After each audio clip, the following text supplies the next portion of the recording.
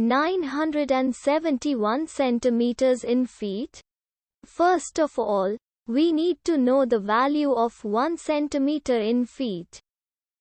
It's always 1 centimeter equals 0.03280839895 feet. Now we have to multiply 0.03280839895 by 971. Therefore, 971 centimeters times 0.03280839895 feet equals 31.85695538045 feet.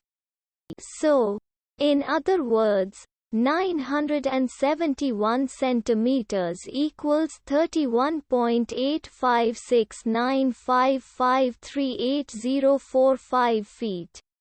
We hope you have enjoyed this video. Please like and subscribe to our channel for more videos like this.